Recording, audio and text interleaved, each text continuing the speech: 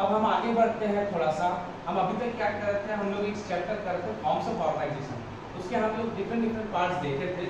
जैसे पहला देखे थे सोल प्रोप्राइटर, सेकंड देखे थे हम लोग डिवाइडेड फैमिली, थर्ड देखे थे पार्टनरशिप। पार्टनरशिप में भी दो अलग अलग पार्ट में वीडियो बनाया था। फोर्थ में आते हैं कोऑपरेटिव ऑर्गेनाइजेशन। कोऑपरेटिव ऑर्गेनाइजेशन एक अलग टाइप का ऑर्गेनाइजेशन है। According to Indian cooperative society 1912, it is a society where its own objective to promote economic interest of its own people with accordance with in accordance with cooperative principle. It means cooperative society ऐसा type का society है जहां पे वहां के खुद के जो मेंबर्स हैं उनके इकोनॉमिक इंटरेस्ट को प्रमोट किया जाता है और एक दूसरे से कोऑपरेटिव प्रिंसिपल के अकॉर्डिंग। जैसे मैं बताना ये चाह रहा हूं, कई बार क्या होता है, इसमें एक एग्जांपल देता हूं, SHG self help group. Normally गांव साइड या रूरल एरिया में सेल्फ हेल्प ग्रुप बनता है जिसमें 4 से 5, 7, 8 मेंबर्स बनते हैं, उनको कोऑपरेटिव सोसाइटी भी बोला जाता है। ये क्या करते हैं, ये एक दूसरे की हेल्प के लिए कुछ अमाउंट जमा करते जाते हैं और एक दूसरे की हेल्प के लिए ही, इनके ही इकोनॉमिक इंटरेस्ट के लिए प्रमोट करते हैं और किसी और के हेल्प के लिए नहीं करते। समझे? तो ये होता है कोऑपरेटिव ऑर्गेनाइजेशन। फीचर्स जैसे अर्बन एरिया में भी आप सुने होंगे किटी पार्टी होता है, ठीक है, या बीसी खेलते हैं लोग। किटी पार्टी में क्या होता है, कुछ मेंबर्स होते हैं, ग्रुप ऑफ लेडीज, और उसके बाद उन लोग क्या करते हैं, छोटा सम उसमें जमा करते जाते हैं और किसी एक को जब जरूरत रहती है तो उसमें से वो निकाल लेते हैं। उसके बाद फिर वैसे ही चलते रहता है, फिर बाद में किसी और का नंबर आता है वैसे ही। लेकिन यहाँ पर कोऑपरेटिव ऑर्गेनाइजेशन बनेगा। किटी पार्टी तो क्या प्राइवेट हो गया, कोऑपरेटिव ऑर्गेनाइजेशन गवर्नमेंट के भी बनते हैं। कई बार गवर्नमेंट के काम के लिए, गवर्नमेंट के जो रूल्स और रेगुलेशंस हैं उनके जो सहायता होते हैं उनके लिए भी बनते हैं। छोटे जैसे SME होते हैं, स्मॉल एंड मीडियम एंटरप्राइजेस, बहुत छोटे बिजनेस के लिए भी ऐसा होता है। ठीक है, तो अब आगे बढ़ते हैं फीचर्स के लिए। Voluntary association. वॉलंटरी एसोसिएशन बोलने का मतलब ये एसोसिएशन खुद से ही बनाया जाता है, ये कोई रिप्रेजेंट नहीं करता। वॉलंटरी मतलब लोगों को खुद से ही आना है और खुद से ही ये बिल रखना है। जैसे पार्टनरशिप में होता था वैसे ही ये भी है, लेकिन यहाँ मेंबर्स थोड़े ज्यादा होते हैं। तो ये क्या होता है, वॉलंटरी एसोसिएशन खुद से कुछ लोग मिलके एक एसोसिएशन बनाते हैं। Equal voting rights. Equal voting rights बोलने का मतलब यहाँ पर जितने मेंबर्स होंगे सभी को इक्वल वोटिंग राइट्स रहेगा, चाहे फिर वो किसी का 1000 शेयर ही क्यों ना हो। जैसे कुछ मेंबर्स होते हैं जिनके शेयर ज्यादा होते हैं, कुछ मेंबर्स होते हैं जिनके शेयर कम हो सकते हैं, लेकिन फिर भी वन मैन वन वोट वाला प्रिंसिपल होता है, डेमोक्रेटिक टाइप का प्रिंसिपल होता है, जहां पे सभी को इक्वल वोटिंग राइट्स होते हैं। Third, service motive. इस टाइप का ऑर्गेनाइजेशन सिर्फ और सिर्फ सर्विस मोटिव के लिए ही खुलता है। किसी को भी सर्विस प्रोवाइड करना है, किसी को भी, मतलब खासकर हमारे मेंबर्स हैं और हम लोग धीरे धीरे चाहते हैं कि हम मेंबर्स को भी बढ़ाएं ताकि ज्यादा से ज्यादा लोगों का हेल्प कर पाए। Separate legal entity. Separate legal entity मतलब गवर्नमेंट के से आपको अलग से इसका रजिस्ट्रेशन कराना पड़ता है। ये भी कोई भी पार्टनरशिप फॉर्म टाइप का नहीं बनेगा, इसका लीगल एंटिटी अलग ही रहता है। रजिस्ट्रेशन आपको अलग से कराना पड़ेगा। इसके भी अलग अलग मेमोरेंडम ऑफ डिस्ट्रीब्यूशन होते हैं, मतलब रूल्स और रेगुलेशंस होते हैं। Distribution of surplus. Distribution of surplus भी इक्वली डिस्ट्रीब्यूट होता है, या फिर अगर ऐसा, ये मेंबर्स के विल के ऊपर है, उनकी चॉइस के ऊपर है। अगर ऐसा लगता है कि किसी मेंबर को उस टाइम पर्टिकुलर उस टाइम में ज्यादा जरूरत है तो उसको डिस्ट्रीब्यूट किया जा सकता है, लेकिन नॉर्मली इक्वली डिस्ट्रीब्यूट होता है। तो ये था इसका फीचर्स। अब हम लोग आगे देखते हैं मेरिट्स और डीमेरिट्स, क्योंकि मैं थोड़ी देर पहले बताया था हर चीज का कुछ ना कुछ मेरिट्स होता है तो उसका डीमेरिट्स भी होता है। मेरिट्स इसके आते हैं कोऑपरेटिव ऑर्गेनाइजेशन के। सबसे पहला मेरिट्स है इजी टू फॉर्म। इस टाइप के ऑर्गेनाइजेशन बनाने में आपको कोई भी तकलीफ नहीं रहती, ये बहुत जल्दी और इजी टू फॉर्म रहते हैं, ज्यादा कोई रूल्स और रेगुलेशंस नहीं रहता, ज्यादा कोई ऑब्लिगेशन नहीं रहते। और इसमें अच्छी बात तो ये रहती है कि इसमें गवर्नमेंट का भी हेल्प मिलता है कहीं ना कहीं। लिमिटेड लायबिलिटी लिमिटेड रहती है, क्योंकि मैं थोड़ी देर पहले बताया था वन मैन वन शेयर रहता है, वन वोट रहता है, और इसमें ज्यादा और कोई कंपल्शन नहीं रहता कि भाई आपको इतना लायबिलिटी करना ही पड़ेगा, इतना कैपिटल पुट अप करना ही पड़ेगा। इसलिए जो जितना चाहता है उतना ही कैपिटल पुट अप करता है, इसमें कोई कंपल्सन नहीं रहता। जैसे पार्टनरशिप फॉर्म में आप इक्वली कर सकते हो, या आपको जिस टाइप का आपका नेचर ऑफ द बिजनेस है उस टाइप का आपको करना पड़ेगा, लेकिन यहाँ पर ऐसा कुछ नहीं, क्योंकि सर्विस मोटिव है तो यहाँ पर कोई आपके पास बाउंडेशन नहीं रहेगा कि आपको बहुत बड़ा अमाउंट ऑफ कैपिटल पुट करना पड़ेगा। कंटिन्यूटी इसमें रहती है। कंटिन्यूटी बोलने का मतलब अगर किसी पार्टनर की या किसी मेंबर ऑफ सोसाइटी की, यहाँ पर पार्टनर नहीं होता, सॉरी, यहाँ पर मेंबर होता है, किसी मेंबर की डेथ हो जाती है या फिर वो इंसॉल्वेंट हो जाता है या इनकैपेबल हो जाता है, फिर भी ये ऑर्गेनाइजेशन बंद नहीं होगा। जैसे अपन पार्टनरशिप में हम लोग देखे थे कि पार्टनरशिप में किसी मेंबर की डेथ हो जाती है तो फिर वो बंद होने की कगार पे आ जाता है। यहाँ पे ऐसा कुछ नहीं रहता, उस मेंबर को हटा दिया जाएगा, कोई और मेंबर बन जाएगा। डेमोक्रेटिक सेटअप, डेमोक्रेटिक सेटअप बोलने का मतलब जैसे डेमोक्रेटिक प्रिंसिपल होता है, वन मैन वन वोट, वैसा ही हर किसी का डिसीजन यहाँ पर लिया जाता है। यहाँ पर अलग अलग सेक्शन के लोग रहते हैं, सोसाइटी के मेंबर जो रहते हैं वो अलग अलग सेक्शन के लोग रहते हैं, तो सभी लोगों से उनका ओपिनियन लिया जाता है। ये यहाँ पर का सबसे बेस्ट पार्ट है। ओपन मेंबरशिप, इसमें कोई भी मेंबर बन सकता है, इस टाइप के ऑर्गेनाइजेशन में, इस टाइप के सोसाइटी में कोई भी मेंबर बन सकता है, वो उनके विल के अकॉर्डिंग रहता है। ऐसा नहीं कि आपको इतना कैपिटल पुट अप करना है या फिर आपका नाम ये होना चाहिए या फिर ये, कोई भी कंडीशन नहीं रहता इसमें।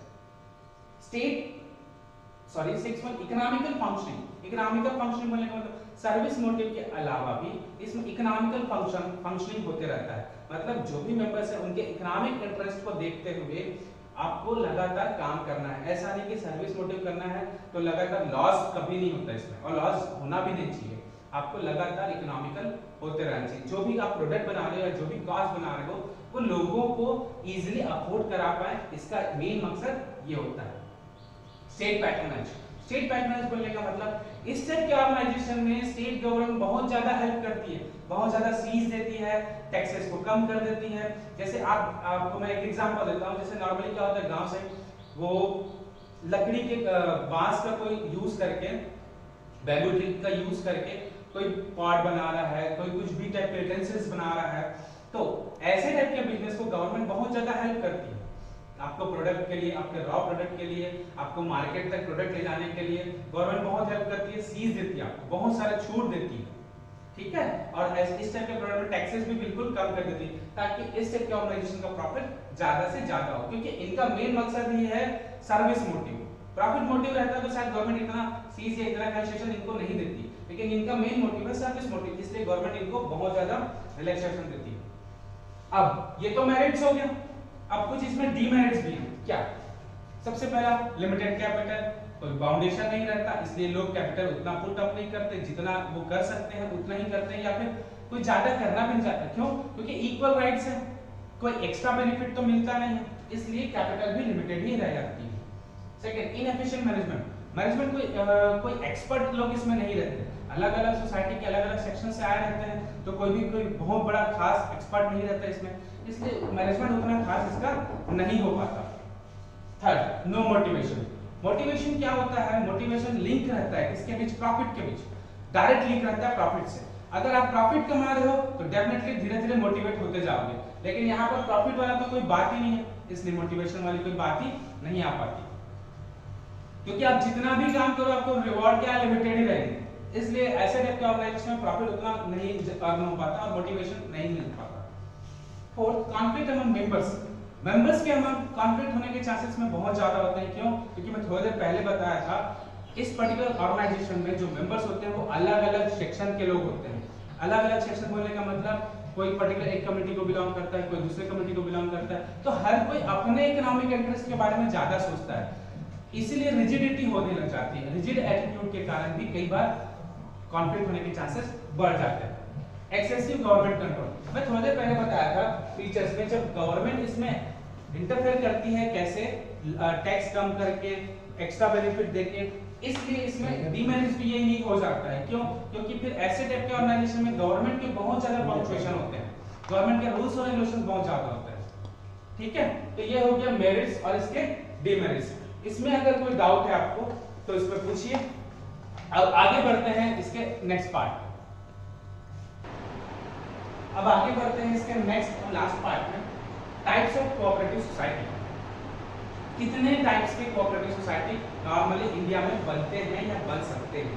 सबसे पहला है consumer cooperative society. Consumer cooperative society बोलने का मतलब इनका मेन ऑब्जेक्टिव होता है कि कुछ कंज्यूमर मिलके एक साथ सोसाइटी बनाते हैं ताकि जो मिडिल मैन है उनसे बचा जा सके। कई बार ऐसा होता है कि हमको अगर कोई गुड्स मार्केट में बेचना है तो क्या होता है, मिडिलमैन के थ्रू बेचना रहता है, जो कि अपना एक अलग कॉस्ट जोड़ देते हैं। तो कंज्यूमर लोग ही मिलके एक ग्रुप बनाते हैं, सोसाइटी बनाते हैं, ताकि वो सबका एक साथ लेके डायरेक्ट मार्केट तक बेच सके, या मैन्युफैक्चरर से डायरेक्ट प्रोडक्ट को लेके एक दूसरे में डिस्ट्रीब्यूट कर सके, ताकि इसमें कोई मिडिलमैन वाला पार्ट ना रहे। Second, producer cooperative society. Producer cooperative society में सेम ऐसा ही होता है। यहाँ पे 3-4, अब देखो क्या होता है, इस टाइप की सोसाइटी में हर कोई इतना कैपेबल नहीं होता, तो 3 से 4, 5, 6 जितने भी मेंबर हो सकते हैं, प्रोड्यूसर, छोटे छोटे प्रोड्यूसर मिलकर एक सोसाइटी बनाते हैं, ताकि वो एक दूसरे का म्यूचुअल हेल्प कर पाए। जैसे मैकेनिक टूल्स के लिए हो सकता है, सीड्स के लिए हो सकता है, या फिर और कोई टाइप का हेल्प, या फिर आप डायरेक्ट कंज्यूमर तक कैसे पहुंचा सकते हो गुड्स को, कंज्यूमर को अवेयर करके। इस टाइप के कई बार होता है, हर प्रोड्यूसर एक दूसरे की मतलब एक जैसा नहीं हो पाता, तो वो एक दूसरे का हेल्प करता है इस टाइप के कोऑपरेटिव सोसाइटी बना के। थर्ड होता है cooperative marketing society. Marketing society बोलने का मतलब, अब फिर से सेम वही मेन मोटो वही है इनका, एक दूसरे का हेल्प करना। हर प्रोड्यूसर या हर प्रोड्यूसर अपने गुड्स को सही रूप से मार्केट तक नहीं पहुंचा पाता, तो इन लोग क्या मिल के एक ग्रुप बनाते हैं, जिसमें वेयर हाउसिंग का, ट्रांसपोर्टिंग का, बैंकिंग का, इंश्योरेंस का, इस टाइप का इन लोग एक साथ मिलकर हेल्प करते हैं, या फिर अपने प्रोडक्ट के बारे में नॉलेज प्रोवाइड करने के लिए किसको, कंज्यूमर को। तो सब एक दूसरे का हेल्प करने के पर्पस से इस टाइप का सोसाइटी बनाते हैं। यहाँ पे मेन मार्केटिंग को फोकस किया जाता है। फोर्थ है cooperative credit society. Credit society बोलने का मतलब सिर्फ नाम से ही समझ आ रहा है, क्रेडिट फैसिलिटीज प्रोवाइड करना किनको, अपने मेंबर्स को। कई बार ऐसा होता है, चाहे वो सीड्स परचेस करने के लिए हो, या प्लगिंग के लिए हो, या फिर कोई भी मैकेनिकल टूल्स के लिए हो, कई बार फार्मर्स को ये सब चीजें की जरूरत पड़ जाती है, तो वो मेंबर्स जो है उस सोसाइटी के, वो इस टाइप का हेल्प करते हैं, क्रेडिट फैसिलिटी प्रोवाइड करते हैं एक दूसरे का जो जमा करें। कोऑपरेटिव फार्मिंग सोसाइटी, इसमें जो छोटे छोटे फार्मर्स होते हैं, जो मेंबर्स होते हैं, उनको सीड्स प्रोवाइड करना, उनको अच्छे क्वालिटी की फर्टिलाइजर प्रोवाइड करना, उनको इरिगेशन फैसिलिटीज प्रोवाइड करना, ये मेंबर्स के थ्रू ही हो पाता है। और finally cooperative housing society. Housing society बोलने का मतलब क्या होता है कि यहाँ पे जो इनके मेंबर्स हैं, उनमें अगर उनको हाउसिंग के लिए कोई तकलीफ हो रहा है, उनके यहाँ पर घर नहीं मिल पा रहा है, या घर बनाने में कोई तकलीफ हो पा रहा है, तो ये मेंबर्स उनकी हेल्प करते हैं, लोअर कॉस्ट में उनको हाउस प्रोवाइड करा के, या फिर लोअर कॉस्ट में रॉ मटेरियल प्रोवाइड करा के, या फिर उनको एक अच्छा सुविधा देकर, जैसे अगर कोई गवर्नमेंट की कोई फैसिलिटीज आ रही तो उनको वहीं तक अवेयर करा के। तो ये हुआ कोऑपरेटिव ऑर्गेनाइजेशन। ये था एक अलग टाइप का फॉर्म ऑफ ऑर्गेनाइजेशन। ये प्रॉफिट मोटिव नहीं होता, मैं पहले भी बताया था, इसका मेन मकसद होता है सर्विस मोटिव। तो अगर आपको ये वीडियो समझ आया और अच्छा लगा तो प्लीज़ लाइक कीजिए, अगर नहीं समझ आया तो कमेंट बॉक्स में जाके बताइए कि कोई कौन सा पार्ट आपको समझ नहीं आया, तो उसके लिए मैं एक अलग से आपको और भी चीज़ें बताऊंगा। Thank you.